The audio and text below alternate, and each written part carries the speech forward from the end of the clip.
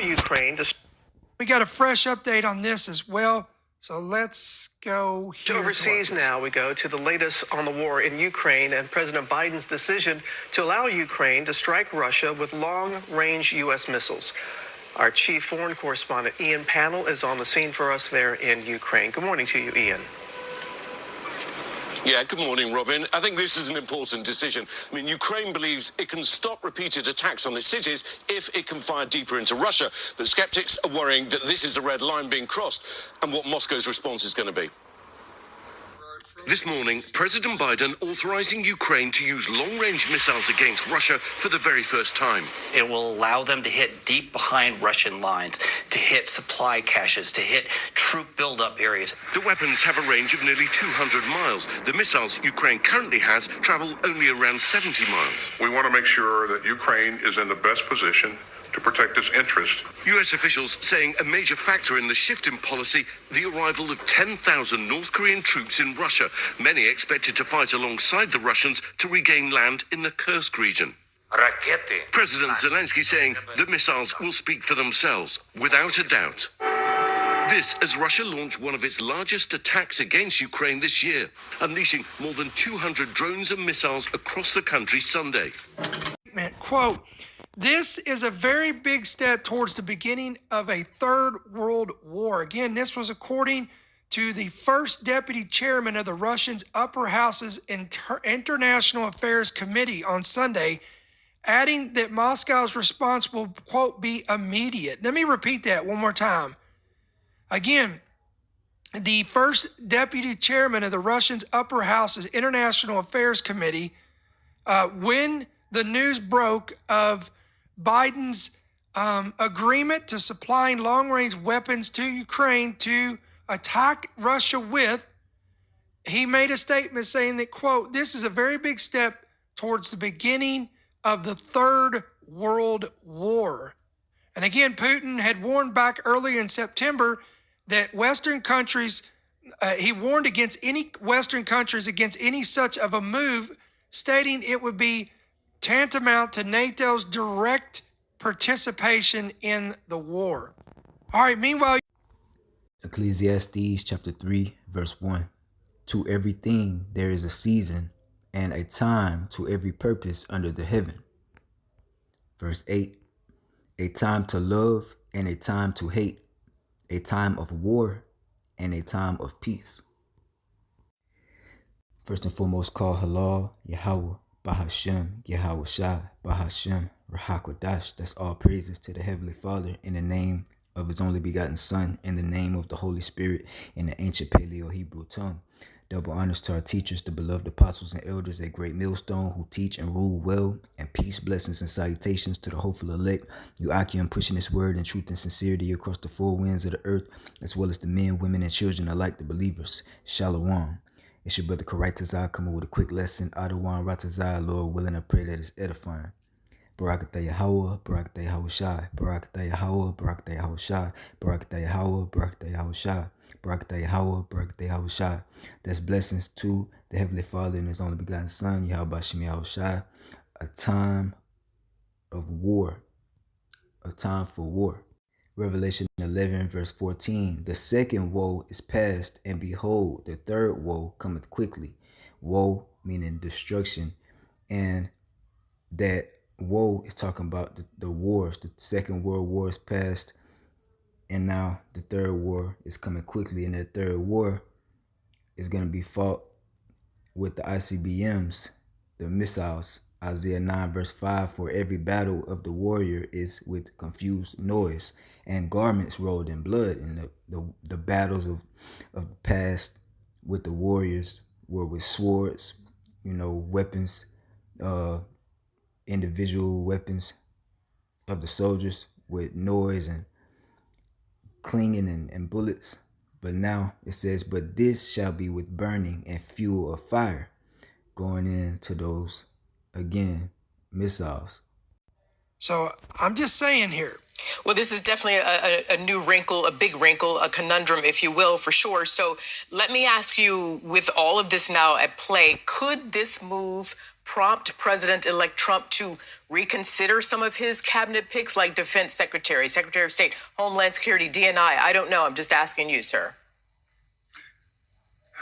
Quite possibly, only because you need people with deep European experience, people that understand the Ukrainian culture, that understand the Polish culture. Those nations, are in a very tenuous situation, Arthel, as are the Baltics, as are the Nordic countries. They're ramping up for war. They believe that's inevitable. And so we need people that are advising the president that have firsthand knowledge about what is going on in that eastern area and really trying to get in the head of Vladimir Putin, which is incredibly difficult, much less in President Xi's head, who I would argue is sort of manipulating some of what's going on with Russia. After all, if he's willing to provide lethal aid and buy up all the extra energy that Putin is willing to sell, then he's fully supporting what he's doing. And that sends a very bad message. And no wonder the Europeans are nervous in the service. Now that he said it's incredibly hard to get into the head of Putin. And that's because the Lord is stirring up the spirit in Putin. When you go to Proverbs 21, verse 1, it tells you that the Lord controls the I'm going to just read it real quick. That it says, Proverbs 21 and verse 1, the king's heart is in the hand of the Lord Yahweh. And the king's heart is his mind, hearted meaning lab in the Hebrew, mind. And the king in this case is Vladimir Putin, as well as all the other kings and of these nations, the leaders, presidents of these nations, as well as every other person in the earth. The Lord, the minds of everyone is in the hand of the Lord. It says, as the rivers of water, he turneth it whithersoever he will. So the Lord is stirring up. Here, when you go to Isaiah 13, the Lord is turning this man's heart to war. It says, verse 17, behold, I will stir up the Medes against them, and the Medes are the Russians. When you go to the maps, right, this the Mede Empire, ancient. Now you got the Caspian Sea, the Persian Gulf, Mediterranean Sea, the Red Sea. These different seas. Now when you go to modern day Russia, what do you have? You have the Caspian Sea, the Black Sea, right? These same seas, and this is the land mass of the Mede, the ancient Median Empire. So today, who occupies that land? Russia. All right, now the scriptures is prophetic. So when you go back there, Isaiah 13 verse 17, behold, I will stir up the Medes against them, which shall not regard silver. Now, again, Putin, it's hard to get into his head to deter him from going to war. It says he will not regard silver, meaning it says, and as for gold, they shall not delight in it. Meaning he's not going to care, about Trump or anybody trying to talk him down, because it's been too much casualties of war already, man. He's not trying to hear none of that. Verse 18, their bows also shall dash the young men to pieces, and the bows again, the ICBMs, the missiles. It says, and they shall have no pity on the fruit of the womb. Their eyes shall not spare children. And them nukes do a lot of damage, causing mass casualties to everyone that they come in contact with. And it says, and Babylon, which is modern day spiritually America, taken after the customs, philosophies, gods, practices of ancient Babylon. It says, the glory of kingdoms, the beauty of the Chaldees' excellency, shall be as when the Most High overthrew Sodom and Gomorrah, and he overthrew that place with fire and brimstone raining out of the sky. And there's still proof of that today, with the substances still being found over there on the ground. the balls of brimstone. But it says, it shall never be inhabited, neither shall it be dwelt in from generation to generation, because this time them nukes ain't gonna leave anything. Any remains is just gonna be a lake of fire, as the scriptures say. Neither shall the Arabian pitch tent there, neither shall the shepherds make their fold there. So nope, and it goes on to say, no wild, the wild beasts of the desert are the only ones that's gonna be here. You know, the animals that can exist in the conditions of nuclear, the aftermath of nuclear destruction. But no people are gonna be here. Russia is also known as Gog and Magog, Ezekiel 38 verse 1. And the word of the Lord Yahweh came unto me, saying, Son of man, set thy face against Gog, the land of Magog, the chief prince of Meshech and Tubal, and prophesy against him, and say, Thus saith the Lord Yahweh, Behold, I am against thee, O Gog, the chief prince of Meshech and Tubal. When you go to the map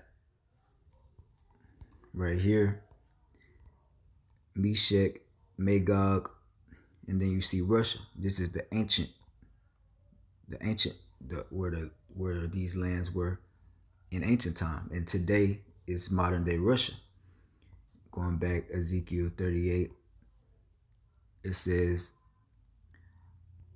verse 4, And I will turn thee back and put hooks into thy jaws, and I will bring thee forth in all thine army, horses and horsemen, all of them clothed with all sorts of armor, even a great company with bucklers and shields, all of them handling swords. A sword is just a killing instrument, and these militaries have just that. All these different weapons. It says, and ammunition. It says Persia, Ethiopia, and Libya with them, all of them with shield and helmet, and all of their allies with them, you know, in this land. Turkey, you know, all of Russia's allies in that landmass. It says Gomer and all his bands. Salakia, one sec. Yeah, you got their advanced military weapons. It says Persia, which is Iran, Ethiopia, and Libya with them, all of them with shield and helmet. Gomer, which is Turkey, and all his bands, the house of Togarmah of the north quarters, and all his bands, and many people with thee. Going back real quick to the map, Turkey right there with Togarmah. You see that in Gomer? That's Turkey. It says,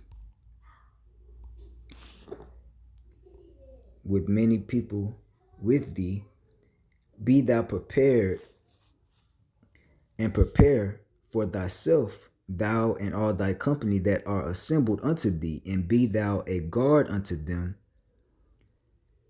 And because Russia is the greatest military out of them all up there in that area. It says, after many days thou shalt be visited, in the latter years thou shalt come into the land that is brought back from the sword, and is gathered out of many people against the mountains of Israel, which is the 48ers, 1948ers, the Ish people over there in the land of Israel. It says, which have all been always waste, but it is brought forth out of the nations, and they shall dwell safely, all of them. Oh, Salaki, that's going into our people, the Israelites that will dwell safely. Now going real quick to the so-called Negroes, Latinos, and Native Americans, the elect of Israel, will dwell safely when the Lord returns. Let's go here, Ezekiel 39, starting at verse 1. Therefore, thou son of man, prophesy against Gog, and say, Thus saith the Lord Yahweh, Behold, I am against thee, O Gog, the chief prince of Meshech and Tubal. I will turn thee back and leave but the sixth part of thee. All right, which is Russia's armies being split into 6 parts. 5 going to the Middle East, and 1 staying in Russia to protect Russia. But the Lord is going to bring gather the armies into the valley of Jehoshaphat, and he's going to make all the armies go over there in the Middle East, and that's where the third war is going to be fought. But it says, verse 2, and I will let's see, and I will cause thee to come up from the north parts, which is Russia, and will bring thee upon the mountains of Israel, which is the Ish people, the people that dwell in that land now. It says, and I will smite thy bow out of thy left hand, and will cause thine arrows to fall out of thy right hand, which is the bow is the silos of the nukes, okay? And they're gonna fall out of thy right hand. They're gonna lose control of them. They're gonna shoot them off. The Lord is gonna have them shot off. Verse 4, thou shalt fall upon the mountains of Israel, which again, the people dwelling in that land over there. It says, thou and all thy bands and the people that is with thee, I will give thee unto the ravenous birds of every sort, and to the beasts of the field to be devoured. Thou shalt fall upon the open field, for I have spoken it, saith the Lord Yahweh. And I will send a fire on Magog, and among them that dwell carelessly in the isles. Speaking on the Lord is going to have them nukes hitting Russia too. Or it says, and they shall know that I am the Lord. Verse 7, so I will make that my holy name known in the midst of my people Israel, and I will not let them pollute my holy name anymore. And the heathen shall know that I am the Lord Yahweh, the Holy One of Israel. Because the Lord is going to bring his people out of Israel, out of Babylon, and out of the nations where our people are scattered, the elect, and deliver them out of this third world war, out of this destruction. All right, Jeremiah 50 verse 1, the word of the Lord Yahweh spake against Babylon and against the land of the Chaldeans by Jeremiah the prophet. And again, Babylon, spiritually America. It says, declare ye among the nations and publish and set a standard, publish and conceal not. Say Babylon is taken, Baal is confounded, Merodach is broken in pieces, her idols are confounded, her images are broken in pieces. These false gods, these idols that people worship, these countries worship, and governments, they idolize and set their system up, follow and worshiping these gods. It says, verse 3, for out of the north there shall come up a nation against her. And again, that's Russia. It says, out of the north there cometh up a nation against her, coming against America. It says, which shall make her land desolate. How? The nukes. It says, and none shall dwell therein. They shall remove, they shall depart, both man and beast. In those days and in that time, saith the Lord Yahweh, the children of Israel shall come, and the children of Judah together, going and weeping. They shall go and seek the Lord Yahweh their power. And that's what the elect are doing now, seeking the Lord through the prophets, the true doctrine, coming back to the Lord, applying this word to our lives to the best of our ability. Now that the Lord has called us into this light, this truth, this word, it says, they shall ask the way to Zion, which is Jerusalem, a land, a people before a place, but it's our homeland, Mount Zion. It says, with their faces thitherward, saying, come and let us join ourselves to the Lord Yahweh in a perpetual covenant that shall not be forgotten. And that's what what we're doing. We're seeking the Lord and joining ourselves to him through this word, and he's gonna put that perpetual covenant in our minds, which is the Jeremiah 31 verse 31, the new covenant, with the word being in our inward parts. The Lord is gonna make the elect perfect. Lord willing, we be at that number, and that's salvation, going into the kingdom, everlasting kingdom, being delivered. The first fruits in the kingdom, and the 2/3 that are destroyed here will come back through the loins of the elect, and all of Israel will be saved in the kingdom, but 2/3 have to perish after death by pain through those nukes and different ways through Jacob's trouble, which we're entering into now, with all these unprecedented things happening and tension building up over here in America. You got the deportation coming, and it's just Jacob's trouble is just kicking off. We're just entering in, so we got to gird up our loins, seek the Lord now more than ever, seeking the kingdom first. All right, so Adawan Ratazah, Lord willing, I pray this lesson is edifying, ending and giving all praise to Yahweh Ba'Shem, Yahweh Shai, Ba'Shem, Ruach HaKodesh. Double honors to the apostles and elders at Great Millstone. Peace, blessings, and salutations to the hopeful elect. Kwame Ashala, Shalom, Abba, Baba.